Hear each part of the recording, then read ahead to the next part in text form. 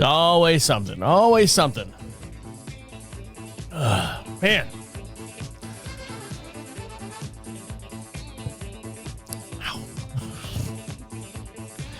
Oh, here we go. Let's try this. Hopefully this will be okay. A-okay. A-okay is what they say. You know what the kids say? A-okay.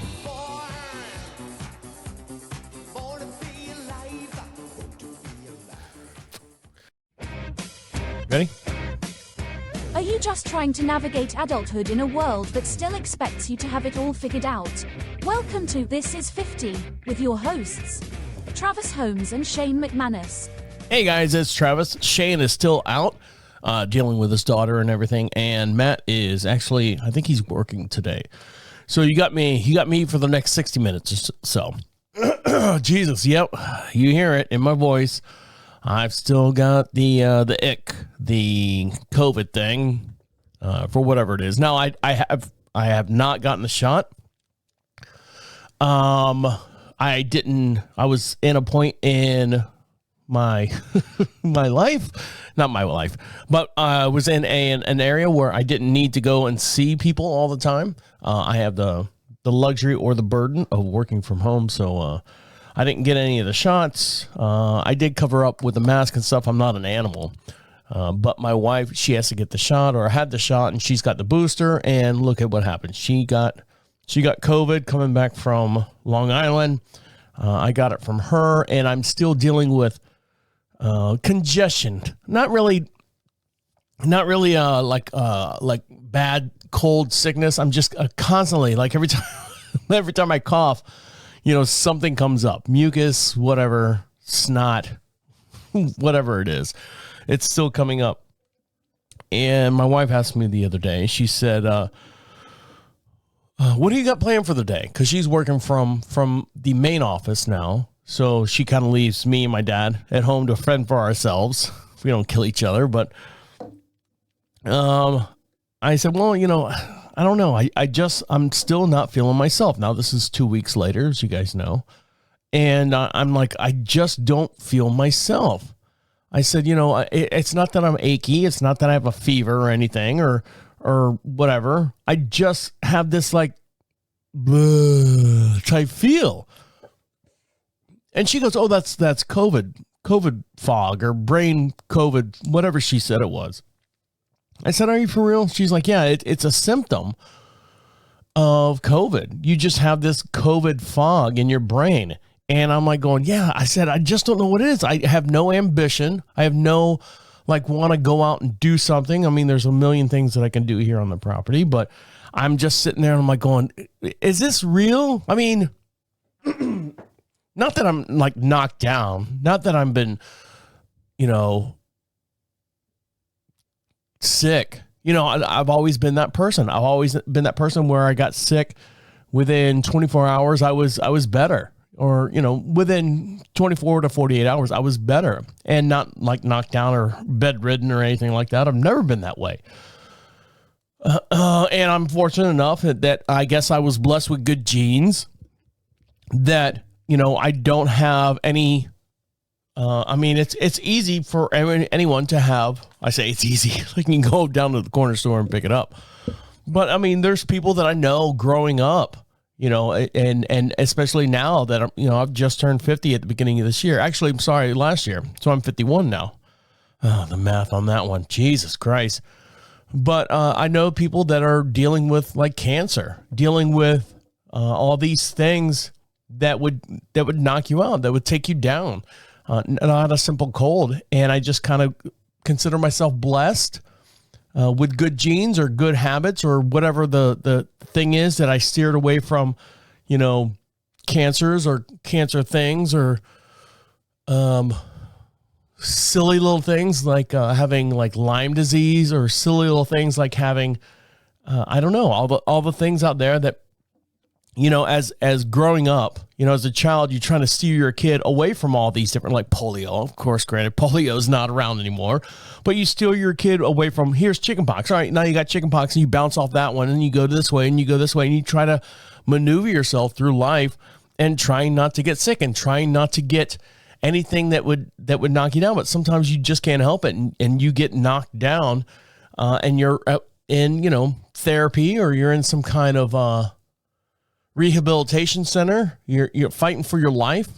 And I've just been fortunate enough at this age in my life, or this stage in my life, where it's never really happened before.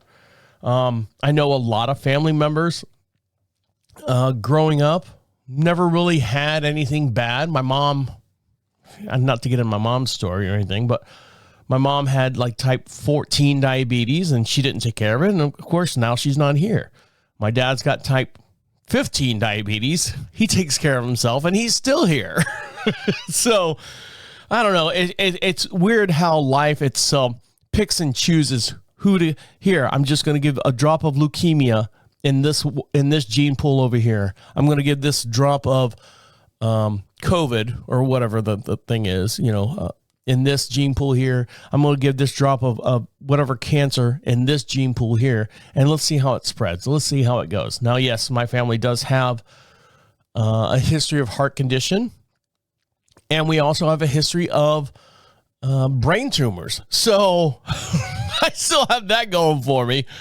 I could either have a heart attack or have a cancer, some kind of golf ball tumor inside my head. Who knows? I still got a lot to live and a lot going for me, hopefully, in some aspects of the other. But for right now, I'm still a little foggy. My brain's a little foggy.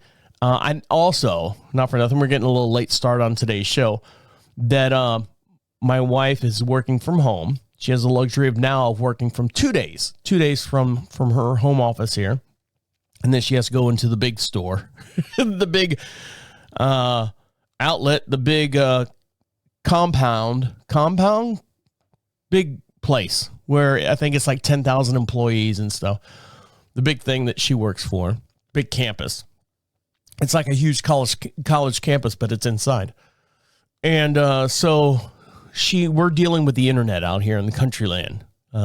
So we have the tech guy out there, and he's crawling up and underneath the house, and he's running tests and stuff. And I started talking to him. He's like, yeah, I was here last time, 2 years ago. And, when your dad moved in and we were splitting lines and stuff. I'm like, all right. I said, so why is the internet going out? Because the internet religiously is going out between 12 o'clock and 4 o'clock here on our property.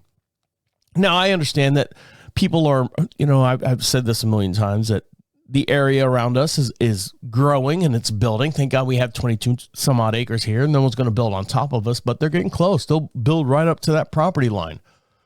And we're starting to see that now. We're starting to see the Google Fiber come in further down, a couple miles down the road. I see them running the Google Fiber, and hopefully one day it'll be here. But right now we're dealing with Spectrum, which sucks. Hate Spectrum. I hate Spectrum only because, if I had a choice between dirt and a rotten apple and to eat, I'm going to have to eat the rotten apple. And that's what I'm eating right now is Spectrum, the rotten apple.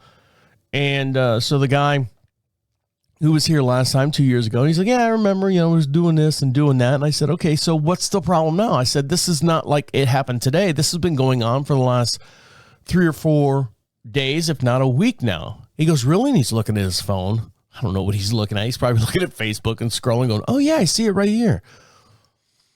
So what he says is, for all you people, the cable line thrower people, cable pullers, well, what's that?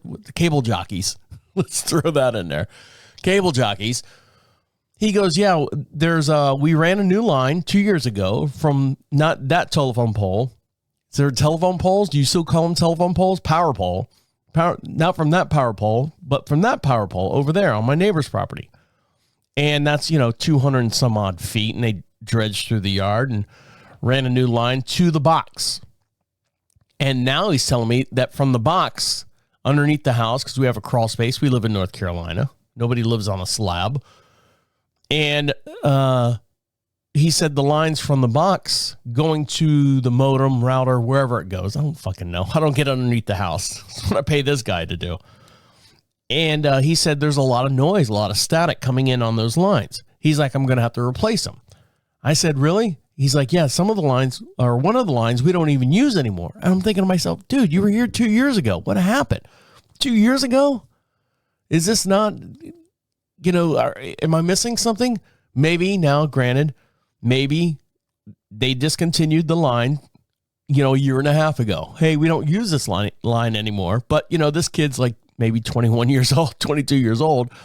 So for him to say, we don't use this line anymore, is, he's only been on the earth, 20 some odd years. A year and a half to him is, a 20th of his life. As to me, it's 50th of my life, which is, it's a drop in the bucket compared to a drop into a saucer cup. So anyways, he's out there running a new line underneath the house, which I do not feel for him because, I don't know, that's the way things are here in North Carolina as far as getting cable put into your house. So that's where we're at. So I'm still sick. I got a little bit of a COVID brain, so bear with me. And so that's what I got for now. I got a lot to talk about. And I'll dive into that. I don't know how deep I want to dive. It all depends on if this guy's going to bother me out there. I got my phone sitting here right next to me waiting for a text message. Hey, Travis, can you come out here and help me? I don't know what's going on out here. No, he's a good kid. He seems like a smart kid. All right, guys, stick around. I'll be right back. So I consider myself somewhat of a good driver.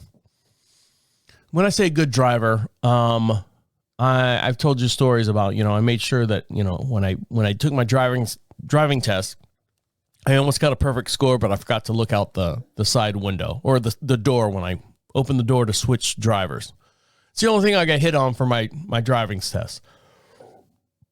So that means as of, when I was 16, 17 years old, when I took the driving test, I was almost 100% on being correct on every decision and every choice and everything that they asked me during that test. I wish they would have given me a trophy. Oh, the trophy is you get your license. How about that, Travis? That's your trophy.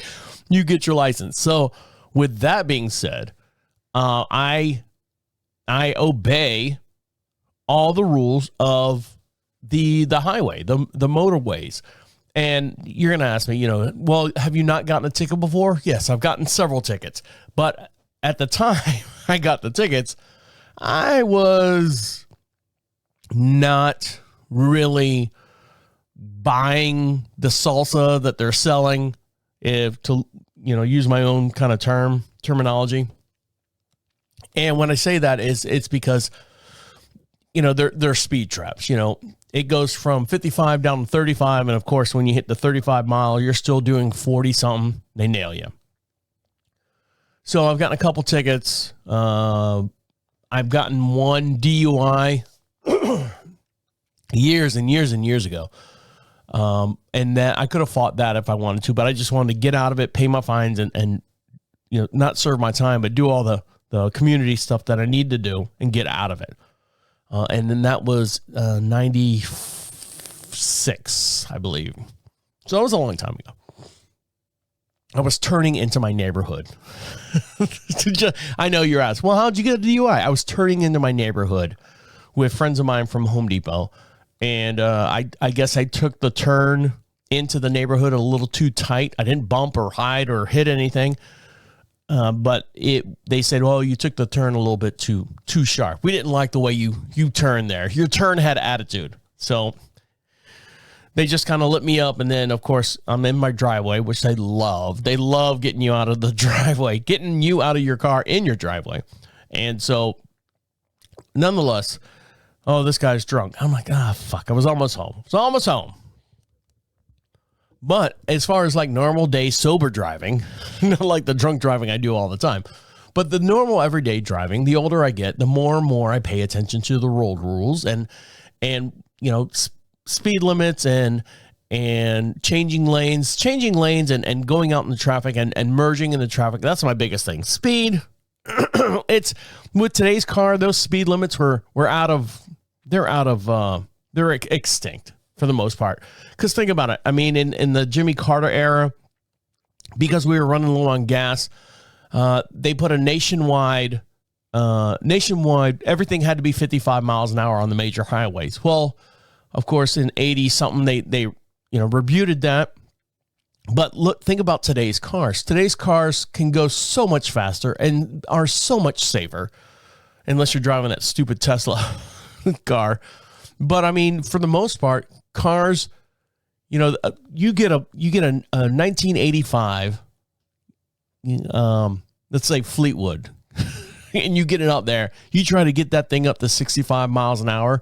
That thing's shimmying and shaking all over the road. It's not built for that kind of speed. It's not built for that kind of torque and power. Yes, it'll go 0 to 60 in, 5.7 seconds or whatever it is. But those cars aren't made to do that for any length of time. And so the cars that are made now, I mean, the suspension, there's so much technology out there that has made the cars that we drive now. I guarantee you could drive on any major highway now, based on your experience and your age and everything, and easily do 85 all the time on a major highway. I say major highway, and not have any problems at all. It's the people that aren't paying attention to the roads and not paying attention to what's going around them that have the accidents or the happenstance mishap of, a tire blows or something like that. Or some dipshit in the front of them hits the brakes and you're not paying attention, you plow right into them. And I tell you that to tell you this. My wife now, I don't want to say she's the worst driver, but she does not pay attention to the road. And when I say not paying attention, she's not messing with the radio. She's not doing her makeup or anything like that. I've seen her drive. I've been in a car when she drives, and every time I can write a whole step 1. My wife's going to get in the car. Step 2, she's going to turn the car on. Step 3, she's going to put her purse in the back seat of the car. Step 4, we're going to pull out of the driveway and drive down the road. Step 5, she's going to turn around and dig into her purse looking for her chapstick. I can tell you this because it happens every fucking time we get in the car. And I sit there in the passenger seat, and you're like going, well, Travis, why are you in the passenger seat? It doesn't matter which seat I'm sitting in, whether driving side or passenger side, she's driving. You understand that? Do you understand that, it just makes one less thing that she has to worry about if she's in the driver's seat. Doesn't bother me one bit. Every car that we have on our property, the seat on the passenger side is all the way down and all the way lean back, and that's where I sit. I sit and relax, and she drives all day long, unless she's got to do like work or something. Sometimes we'll be driving around. She's like, oh, I got to answer these emails. I got to do this. I got to do that. I got to put on makeup if we're going out to dinner or anything like that. Yes, I don't mind driving. And every time anyone gets in the passenger seat, that's not me, goes, holy Jesus, I feel like I'm laying down in the back seat. And that's just because I'm a tall guy. I'm like 6'5". Not really. I'm 6'1". But I enjoy, looking through the windshield, not over the windshield. You know what I mean? Because the way the seats are. So my wife, when we first moved out here, now to get to our house, we do have a whole bunch of 2-lane country roads.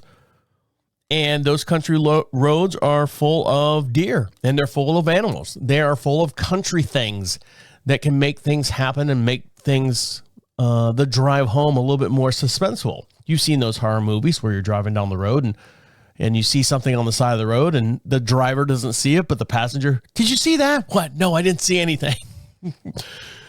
So when we first moved here and moved into this house about 10 years ago, 2-lane country road, sure enough, my wife calls me crying on a 35-mile-an-hour road that she smacked into a deer. All right. Not total the front, but, messed up. She had a Toyota 4Runner SR5 or whatever. Messed up the front a little bit. We got it all fixed, and we're good to go. So she's driving that, got that fixed and up and running again. And not even, like I'm putting time frames on stuff, but not even 4 years later, these 2-lane country roads, we're 2-lane, you get on 2-lane country road, you're driving and you have no stop signs, but your side streets do have stop signs. But you start getting that road hypnotized, you get hypnotized by the road and stuff, and you're driving, and sure enough, someone, she wasn't paying attention. She didn't run the stop sign. The guy ran the stop sign and smashed into her. But the way you could see, there's no trees. There's no like houses around. It's literally like you can look out your left-hand side and see this car come down this side road at 55 miles an hour as you're going down the main road at 55 miles an hour. And you're like going, that guy should be stopping. Sure enough, she was probably behind the seat looking for a chapstick because she just left the house, and the guy plowed into the side of her. Thank God she wasn't injured or anything, and pushed her up into the neighbor's yard and smacked one of those little Spectrum, the little internet poles that's about, a foot and a half sticking out of the ground. Smacked into that. Again, I'm not going to say she wasn't paying attention, but if it was me, that would have never happened. Now, I fast forward to the other day. Now that she's been working from home for the last 3.5 years, since right before COVID happened, because they were like going, all right, we need to prepare for this. Everyone's working from home. Thank God she's got a job where she can work from home. Thank God I have a job where I can work from home doing this. I don't have to go to a big studio anymore, and she doesn't have to go to the big campus.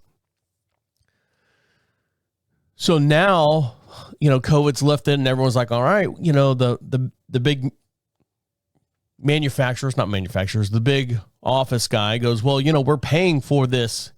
I think it's a 500,000 square foot campus facility, and we're at, a fourth occupancy. We need to start having people come back into the office. So now she's driving from our house. I think it's a 48-minute drive. When I say 48-minute drive, it's 2-lane country roads at 55 miles an hour, then highway all the way out into Charlotte. So you're like, well, 45 minutes is not bad. Yeah, that's fine if you're stuck in traffic and you're going 8 miles. But 45 minutes is a long way if you're doing top speed the whole entire time. So she's got a long travel ahead. I think it's 86 miles round trip. So they just started going back in the office at the beginning of January. So with vacations and stuff that we already had lined up and set up and stuff, she really hasn't worked from the main office a lot. So the other day, what's today? Friday? Yeah, because we do the show on Friday. Every Friday we do this show. Tuesday, because she was working from the main office on Tuesday, she drives home. I'm leaving work. She always texts me, I'm leaving work. I'm like, all right. And she gets home probably like 8:45. And she comes in and she's mad. I'm so mad. Okay. What's going on, hon? What happened at work? You're not going to believe me. I'm like, okay, here we go. So I'm going to take a quick little break. And when I come back, I'll tell you what happened to her on the way home this past Tuesday. And, well, we had a discussion about it. So stick around. I'll be right back.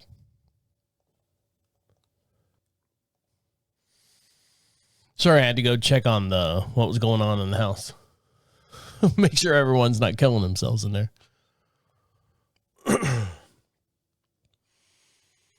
So my wife and I have been watching, looking for a new series to watch on Netflix or whatever like that. And, God damn, fucking COVID brain.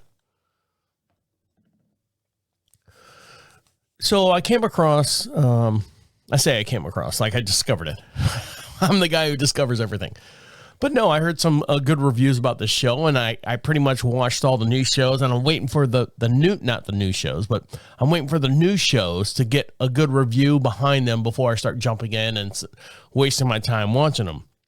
Now, one of the shows that I heard some reviews on, and it's, it takes a certain audience to watch it, is the TV series on FX called Fargo.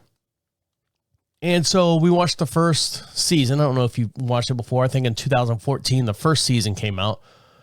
And it had Billy Bob Thornton on it. It was really interesting. And it says, the beginning of the show goes, this is a true story. This is actually what happened in whatever year it was. We protected the names of the survivors, but the people who are dead, we kept the story true of how they died. So we watched the first season. We're like, oh, wow, that was really good. Now we get into the second season. Same thing. This is a true story. The names of the innocent have been changed, but the people who have died to maintain the integrity of the show have been all left the same in the details of how they died. So we get through the second season. My wife goes, is this real? Is it? It just seems so coincidental, or not coincidental. Just, I've never heard this on the news story and stuff, and kind of dove into it a little bit and found out that no, the showrunner, the guy who created it, it was all a gimmick. And so he's like, people are like, well, how can you put that up there? He's like, well, technically this is a true story, and everything that you saw on the screen happened to those people during the show. So I don't know if they lost the buzz from there, but now we're in season 3. And when I say season 3 is taking a little bit longer, a little bit more weirder of approach. Every season does not really match up with the season prior. It's kind of like that, what's that, American Horror Story type thing, which I could not get into. That's fine if you want to change the story and everything, but don't use the same characters, because the same characters from the first season, it's not the same characters as the second season. It's weird. It's a horrible thing, but somehow it works for someone out there. There's a scene in season 3 of Fargo.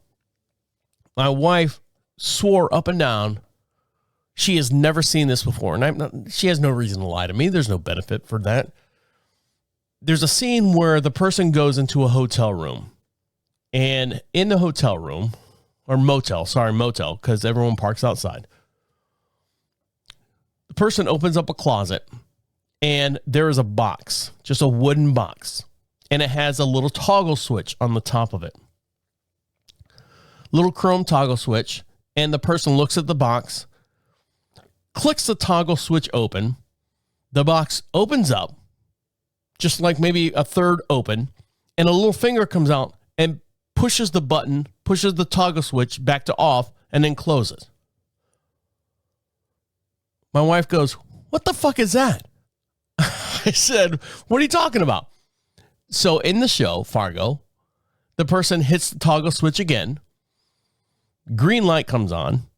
The box opens up a third. A finger comes out like a doll finger, like it's robotic, like it's on some kind of like a pulley system.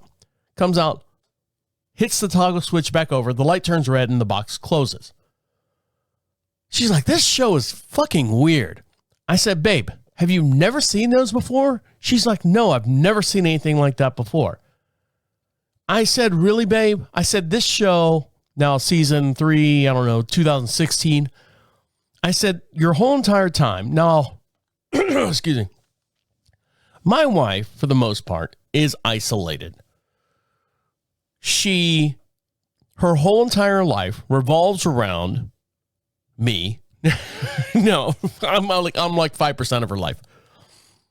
20 to 25% of her horses. Feeding the horses, riding the horses, training the horses, doing the horses, moving horses from show to show, and blah, blah, blah, blah, blah, blah, blah. The other 73% is her job.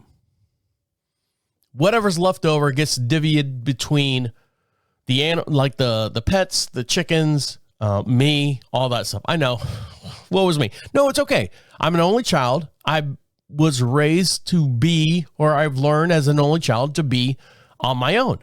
I don't need that instant gratification. I don't need that constant, someone needs to look at me type thing. I don't need that attention. I've learned through my life of being an only child and my parents not being home all the time. I've learned to be that way. And at 51 years old, I'm still that way. I look at those, the commercials where people are like exploring in like vans, and they park the van and they're like, "This is my life." And they got a van and they're sitting on the edge of like the Arizona mountains and they're watching the sunsets. I would love to do that. I don't think mentally I could do that, but I'm like, that would be me. I would love to just live in a van down by the river. Not that so much, but I would totally get into that. So she sees this box that automatically, turns itself off. She's like, I've never seen that before. I said, babe, there's been so many videos and stuff on Facebook and all that stuff. And she's not a big Facebook fan. She's not any of that stuff. Where there's one where there's like 4 or 5 different toggle switches. And if you click them on all at the same time, an octopus comes up, like a toy octopus, and clicks them all off again. And then it closes the lid. Same scenario. And it's kind of funny because at some point you have to look at that box and go, is that box, this inanimate object, alive? Or is it only alive because I hit this button? And I'm telling my wife this. I said, that's the whole theory about how, this box, if you had a box that did, she's like, I have no idea what you're talking about. I'm like, all right, babe. All right, yeah, I don't know what to tell you. I mean, if you think about like what is the meaning of life type deal? And the meaning of life for this box with the little toggle switch on top of it is that it lives to not be on, not be turned on.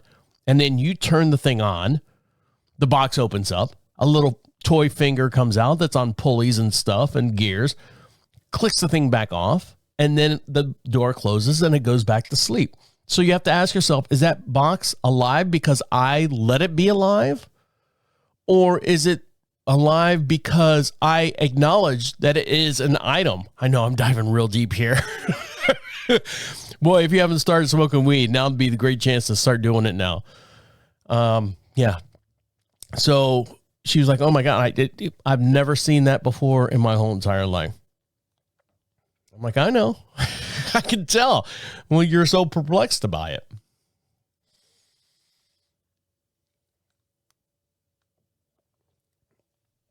And one thing she didn't see, getting back to my wife driving on the way home, is she didn't see this animal jump out in front of her. And you're thinking, well, shoot, 2-lane country road. We have no street lights. We have no neighborhoods. The only lights that you get is the moonlight, the stars. And if you've got, a couple houses and stuff that've got like a big porch light, but most houses are set back, 200 yards off of the main road there, you might get some off shadowing, cast shadowing from their lights. But other than that, it's a 2-lane country road. I mean, you're driving and praying to God that nothing comes out at you. Well, my wife gets home on Tuesday and says she's so pissed, and of course we go around in circles. She's like, I hit a skunk. I said, are you okay? She's like, yes, but the car smells like a skunk. I said, is there any damage to the car? She's like, I don't know. I said, 9 o'clock at night. Do you want me to go out there and look at it? She's like, can you just go out there and look at it and make sure everything's okay? So I go outside and I look at the car. Yes, it smells like a skunk. Now, because I don't want to say we have money, but when we buy something nice, I have taught my wife, or tried to teach my wife, let's take care of it to the best of our ability because we don't know how long this is going to last. We have a 2017 Audi Q5. When you get in that car today, well, outside of today, it still has the factory smell in it. We keep it in the garage. We don't carry anything. Like we have a farm truck. So like hay, feed, all that stuff, that's done with the farm truck. Nothing goes into this car. Nothing goes in this car. Nothing stays in this car overnight.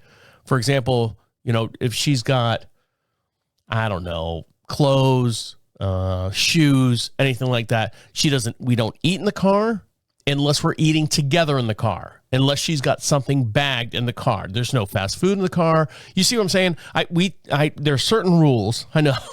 Iron fist, this guy leads. Well, there's a reason why this iron fist leads is because she hit a skunk. And if you were to follow my rules and do what I say, God damn it, you would not have hit this skunk. So she's like, oh, he just darted off the side of the road and I hit it. She's worried about that smell getting through the filter and stuff. She's thinking about buying like this super duper charcoal filter to put in the car and to get the smell out of the car. I'm like, hold on, babe, before we start spending $10,000 to fix whatever you've done, Let me deal with it in the morning. So I got up and I kind of sprayed the car down with the hose and stuff to see if I saw anything. Nothing was damaged. Undercarriage, I don't know how she hit it, but she hit it running down the driver's side. So I don't know if the front tire hit it and then the back tire hit it. And of course, exhaust is right behind the back tire, making it just smell that much more. So she's like, well, I'm taking the big truck tomorrow to work. I said, you can take the big truck.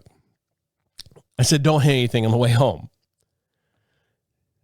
So I'm out there and I'm looking at it. My dad's looking at it and he's not really looking at it. He's just standing out there staring at the concrete.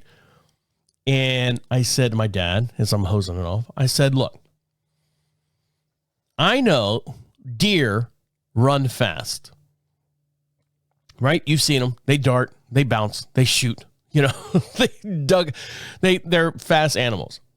I said, I've never seen a skunk dart out in front of someone like a cat would. Okay. That's where I'm going at here. I said, so let me get this straight. And I'm bouncing this off my dad because he's asking me what happened because this is the next morning and he's wondering why I'm out there in my flip flops, you know, hosing off my wife's car. What's wrong with why didn't you take the truck? So here we go with the story, Dad. If you're driving on a 2-lane country road, a skunk is not a fast moving animal. Okay. Bear with me. 2-lane country road. If you have a skunk, you've seen, you know, and they kind of wobble back and forth because of their legs and stuff. And they will creep out into the center of the road, almost like what a raccoon would do, a raccoon, depending on what part of the country you're from. They don't really run across, like dart like a cat or dart like a deer. They don't understand the concept of a road. That's why you see so many raccoons on the side of the road. That's why you see so many skunks on the side of the road being hit. So this 2-lane country road, my wife's driving on it. And if I'm led to believe what she says, the skunk jumped out in front of her and hit her on the driver's side. So that means the skunk has to cross 8 feet of lane on the other side of the road. Hear me out here. I'm doing a little bit of investigation here. The skunk has to run across 8 feet of the lane opposite of her to be hit on the driver's side and run up underneath the driver's side wheel. Is that what you're telling me? Is that what you're telling me? Is that what happened? And you're telling me this thing jumped out in front of you? I think what happened, and I have caught her doing this many times because I've gotten in the Audi and I've gotten in my truck and the dashboard, you got the steering wheel and you got the little dashboard behind you. I'm like, why are there fingerprints all over this area, but not in the center of both cars? I said, are you watching your phone, like TV shows or whatever, because of the Bluetooth, you can hear it in the car and you're putting she's like, yeah, this is before the skunk thing. I said, babe, what are you doing? Why are you doing that? So when she comes home, she said, I hit a skunk. And I said, hold on. What's wrong? Oh, fuck me.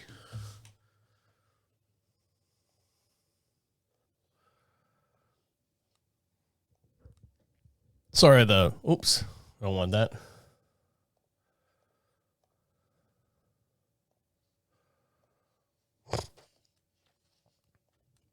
Sorry, the internet guy was out there telling me some stuff. I want to make sure I caught everything that he was talking about.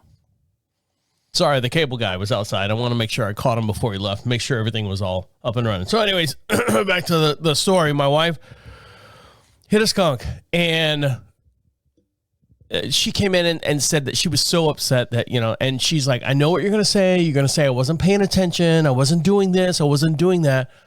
I said, okay, I'm not saying anything. I'm sure this, this skunk darted out across the road and you hit it. What I think happened was she wasn't paying attention. She was watching whatever on her screen on top of the dashboard and looked up at the last minute and saw the skunk and ran over it. Because I asked her, I said, babe, just say. She's like, no, you're always yelling at me because I'm not paying attention on the road. I was paying attention on the road. I said, babe, tell me you weren't watching your show on the screen there on the dashboard. No, but I was listening to my book. All right, so if I had to dive into like her history of watching and stuff like that, I don't care. But what could have happened was she could have ruined this car that we both work very hard for the money that we earn, just like anyone else out there. And I didn't want her little TV show to ruin, this car, this vehicle. Now, granted, it's not that we can't afford a new car. We don't want to put money into a new car. But now she's worried that, the smell of the skunks inside the car. And I'm like, babe, I'll take care of it. And I went out there, like I said, there was no blood. There was no damage to the car. It probably scared, quote unquote, the shit out of it or the stink out of it. And it probably, got up underneath the chassis, underneath the wheel well and stuff, probably got on the exhaust. So every time you fire up the car, you got this heated stink-a-rooney of stuff. And she was worried about going through the AC. Now, an old school trick is putting a thing of coffee, just a small amount of coffee in there, and that'll absorb the smell in the car. So hopefully it'll come out. But there's a reason why I say certain things, not just to hear, I sound like my parents, not just to hear myself talk, not just to hear myself. There's a reason behind it, because I know exactly if you're going to continue on this path of what you're doing and everything, this is what's going to happen. And sure enough, she wasn't paying attention, and a skunk, a miraculous sprinting marathon skunk, ran across 10 feet of highway road to get to her side of the car, and she hits it. I'm going to say that's a little, pardon the pun, fishy, but that's what happened. All right, when we come back, I invested a little bit of money into a stock, and I'm hoping that'll do me some good. So when we come back, don't forget, make sure you're watching this over on YouTube as well. So when we come back, I'll dive into that as well. So stick around. I'll be right back. I'm seeing all over my Facebook feed of everyone that I went to high school with are now turning 50. Congratulations. Crystal's 50 years old. Congratulations. Tommy's 50 years old. And I was born in a small town.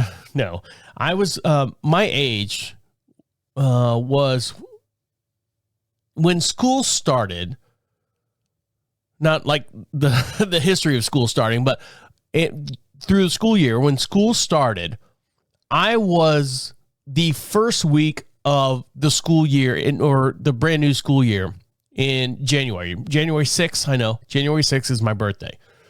So that means when they decided what grade to put you in, depending on what year or what day or what month your birthday fell in. So for example, if school started when does school start?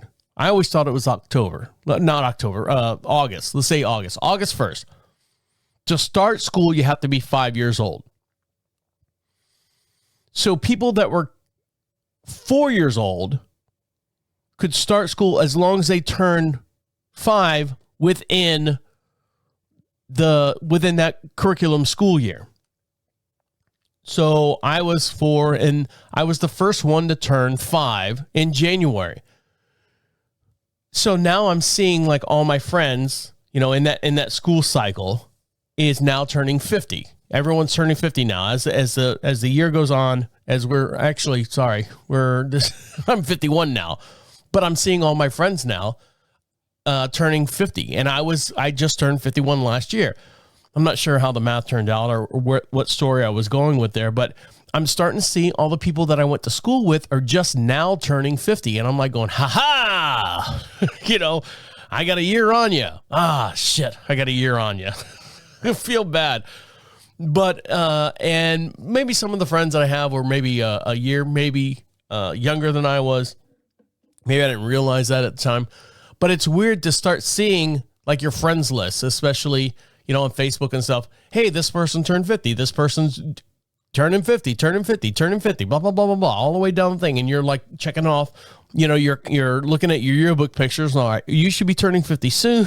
You should be turning 50 soon, on and on down the line. Unless you get those waterheads that were left back behind. But, so all those that are turning 50 years old this year, well, congratulations and happy birthday to you. Now, my wife and I watched a movie called Dumb Money, which was about the whole GameStop shorting sells of GameStop stock, and how the guy made like millions of dollars, and Roaring Kitty. And I think he had another name. They didn't really jump too much on that. I think it was like had like a fucking in the name. Like the name was like Last Fucking Resort or something like that. And they left that out. They put it in the beginning of the movie, but it didn't really harp on it. So my wife and I were like, oh, let's watch this to find out what actually happened with the GameStop stock. We, at the end of the movie, we still don't know what the hell happened, how that happens to be. If they would have to make a cartoon and do the whole flow of how that happens, but they didn't do it in the movie. They just wanted to talk about the characters of the movie, which is great. Everyone did okay. The movie was all right. There's a lot of famous people in that movie, but the movie was okay. It was okay. At the end of it, I was still confused of what happened.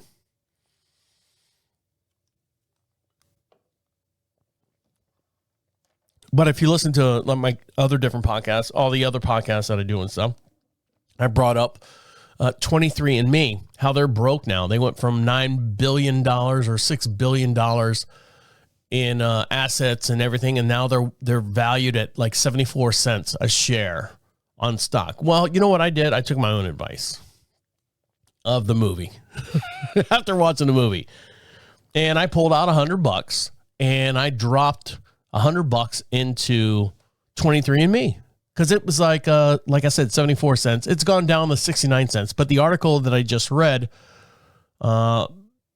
just came out last week. But the things that they're going to do with 23andMe, I don't want to rehash the story I talked about early on a different podcast. I'm hoping that thing goes to the fucking moon, because it's literally 69 cents a share. A company at one point was worth $6 billion. And I'm hoping, I'm praying that at least goes to, let's see, $100 a share, maybe. Let's see. What is, I don't know the math on that. I would have $100,000. Let's put it that way. I'd have $100,000 if it went to $100 a share. I'd be happy. Wouldn't you? And that whole penny stock thing, and yes, I am using Robinhood. You know, they got kind of banged around in that movie as well. But I use Robinhood, and I do like penny stocks here and there. And I'm trying to make some kind of money, trying to make a little bit of extra money that I need for like retirement and stuff. I just want to have, if I can build up a portfolio around $50,000 through Robinhood, I'd be happy. That's a nice little chunk of change. I can sit there and go, okay, when I retire, because I'm 51 right now, if I can make up to $50,000 when I quote unquote am eligible for retirement funds, which is that 65, 67, I forget. If I can get it to stick around $50,000, I can pull that out and apply it to, I don't know where I'm going at that time, what money market thing is going to be out there as far as taking that money. But it is just small. I throw $100 here, $100 there. I buy some stock here, buy some stock there, and just sit there and let it feed, let it grow, let it breathe, let it do its thing. And one of the things, not that I'm sharing stock insider trading or anything, there's a company out there that created a bolo wrap or It's not a stun gun. It shoots a wire out. I'm giving you all of my secrets, by the way. It shoots a wire out. It's got two little balls on it, like you've seen in like movies and stuff, where they in the jungle they take a rope with two rocks on the end of it and they fling it and it wraps around the horse's feet or the animal's feet. They've got something like that for the police department. And I bought some stock into that. And I bought it when it was $1.76, and it's up to $5 something right now. And I'm like going, great. And I'll just keep, $100. What do they say in the stock market? Do not invest anything that you don't mind losing. So when I have an extra, once all the bills are paid and all my money market exchange and stuff has been separated, and I'm looking at my accounts, if I've got $100, even if I got $99 in the account, I'll take that $99 and move it over and buy a little bit of stock on something. I'll do a little bit of research, no more than a couple hours, find a penny stock that's doing this, throw it in there and just let it sit there and breed. Because if it does well, great. If it doesn't, $100, you don't lose $100. I drop $100 like I'm a big baller or anything. I drop $100 going out to dinner just on myself. No, between my wife and I, we'll go somewhere and drop $60, $80 with drinks and everything. And then, tipping the waitress, $100. And there is nowhere to eat out here. So I don't mind taking $100 as my entertainment purse. Is that purse? Entertainment in my entertainment budget and throwing it into some kind of stock. So that's what I've been doing there. So I am, for the most part, the retirement fund. When I first met my wife, I had no debt whatsoever. And I know, dealing with it. Sorry. And my wife had a whole bunch of debt. And I followed the whole Dave Ramsey thing. If you listen to Dave Ramsey, pick out the biggest bills with the biggest interest and pay those off first. So we did, and it's taken us, my wife and I have been together for 16 years now.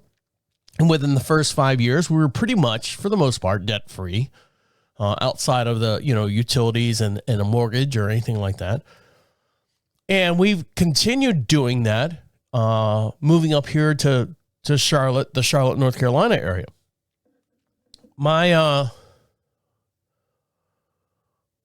We decided when we bought the property that we have that we would not rely on both incomes, that I would be the all my finances would go straight into retirement, and her finances would basically finance everything that we have outside of the mortgage and utilities. So she's got horses, she's got feed. We have an LLC.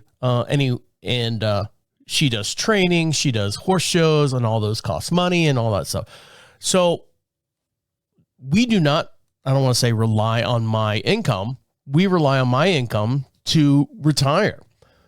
So anything that I make between, this podcast and the two other podcasts that I do and all the other stuff that I do outside of, production and everything goes into our quote unquote retirement fund. Hence the Robin Hood thing that we throw money at it and stuff and all that, which is good. It's great because I had a goal in life, and my goal was to do something that I wanted to do and make money doing it, just like anyone else out there. I had a company many years ago that I sold, not to get into my own personal business, but my wife, when we were dating at the time, allowed me to invest in a company, and I built it up, did very well, and sold it for a profit of $300,000. So I've taken that money and sunk it into whatever account, and then I was like, all right, so what am I going to do now? So decided to find another path and did that for a while and retired from that and took the 401k and put that into something else and so on and so forth. So we've never really, quote unquote, relied on my income.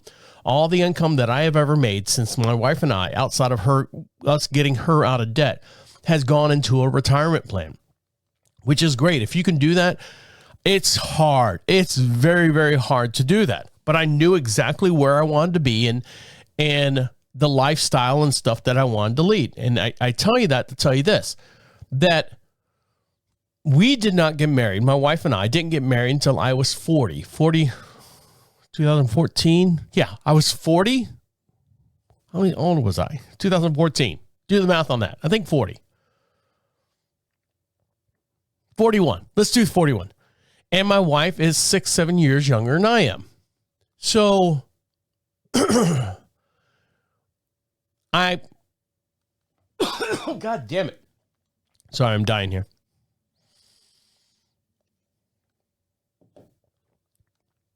So you ask yourself, why did you get married so late and everything?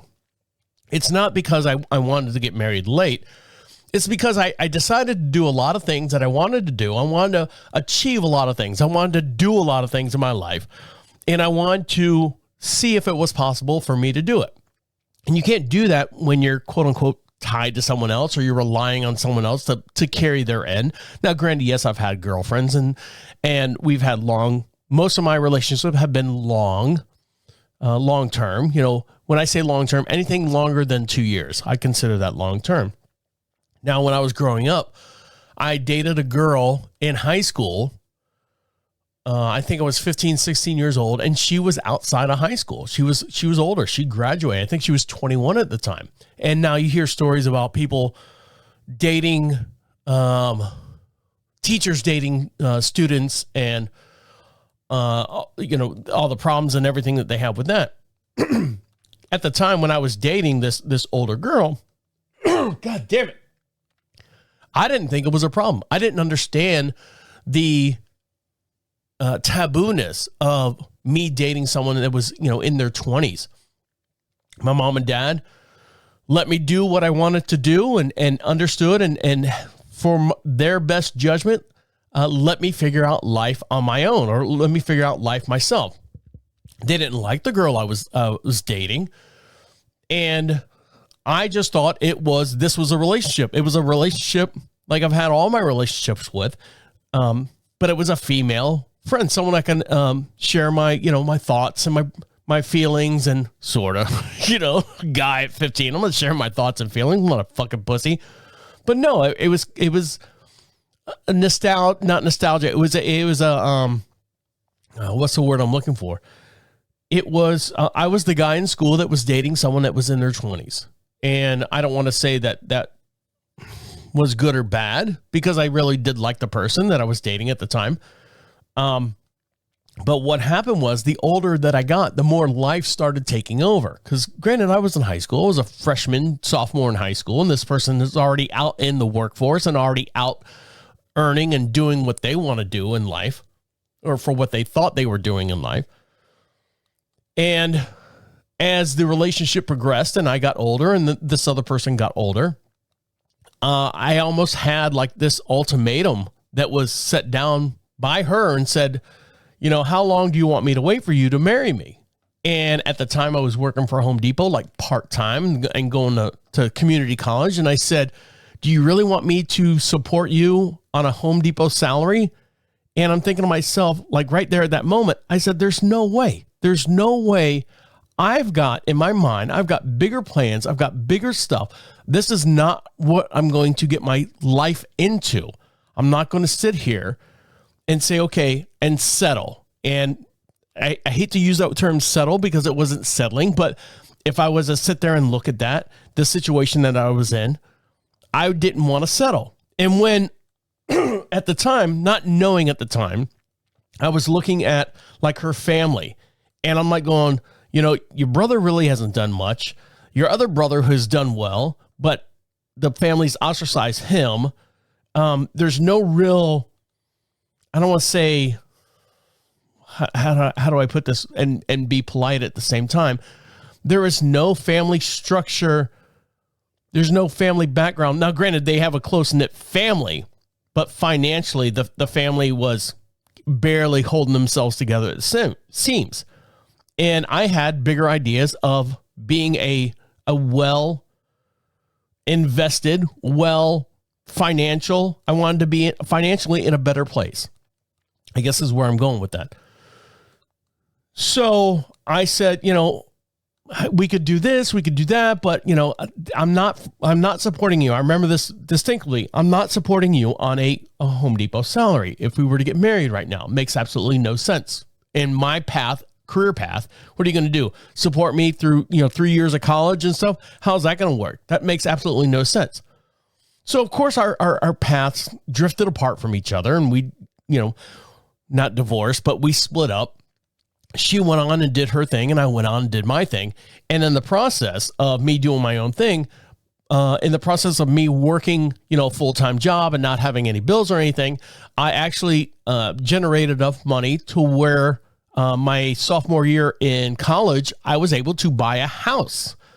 I think I put like $10,000 down on it, and the interest rate was something stupid like that, but I could afford a $400 monthly payment based on the part-time jobs and going to school at the same time. So I bought a house. I couldn't see myself going to like renting a building out or renting a house out or renting an apartment out and sharing it with a bunch of friends. It just wasn't in my cards.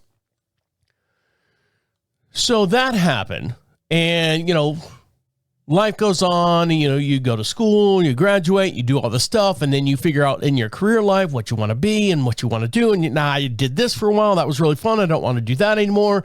I want to do this now. And it's kind of the same field.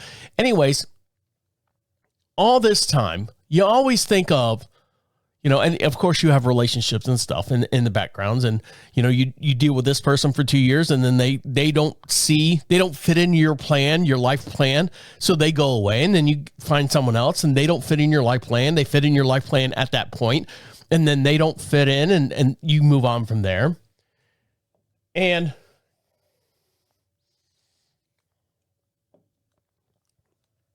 sometimes you always think about that one.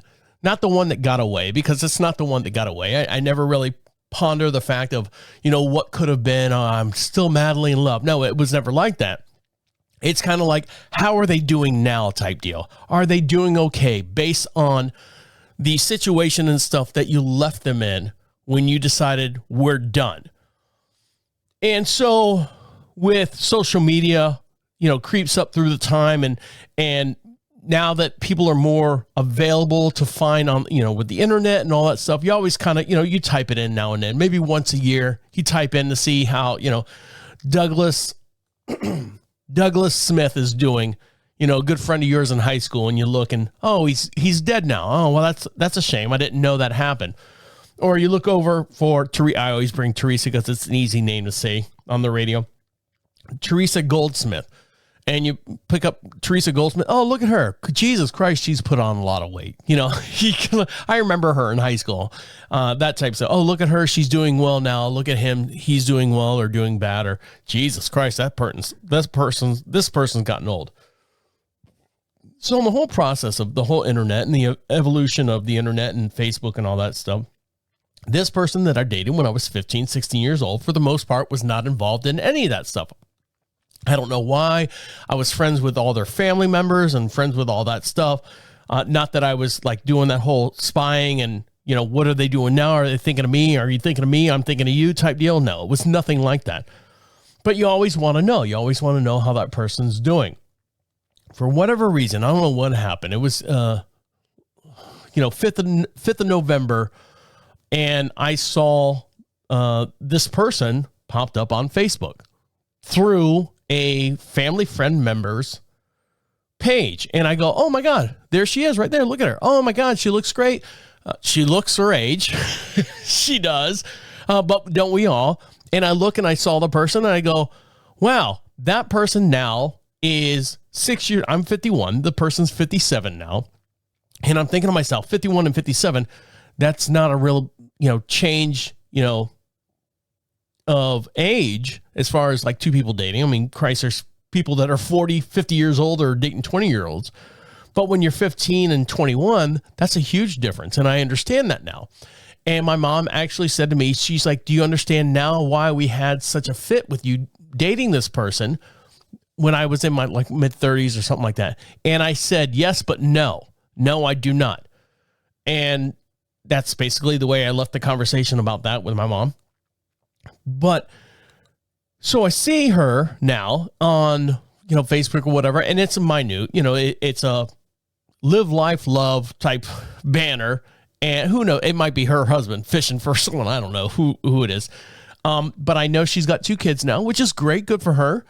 And then that's about it. I mean, it was just kind of like one of those like, oh, there she is. This person I had a lot of ideals, or the way I think now, let's put it this way.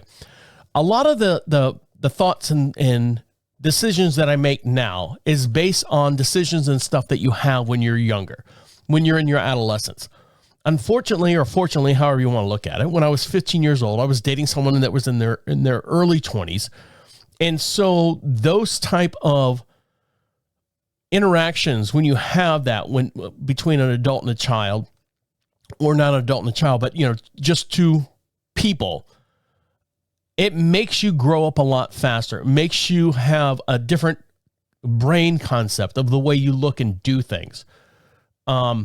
I can't tell you one thing right offhand that sticks out in my mind, but I know that during our relationship together, it still carries over to this day. Like I said, I can't name one right off the top of my head, but I know that there's a lot of values that I see that I perform now that I learned back then. So it's just one of those things that I was like, all right, well, this person's doing good. Okay. I don't have to worry about that person anymore.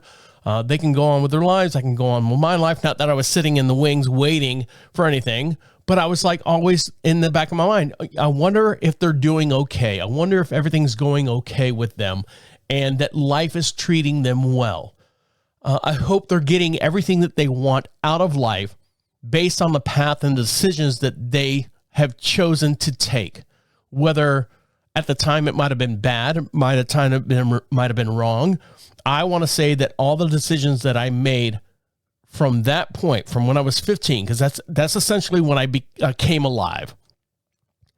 From when I was 15 up until now, every decision that I've made during those adolescence into adulthood years, I would say yes. Those are what shaped me now. Of course, everything shapes you.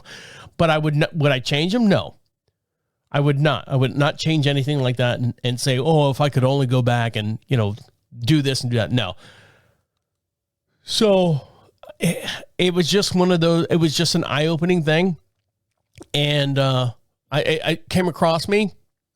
It hasn't really affected me. Like, I'm not sitting here pondering other than this story. The only reason why I'm telling this story is because I need to get it out on paper.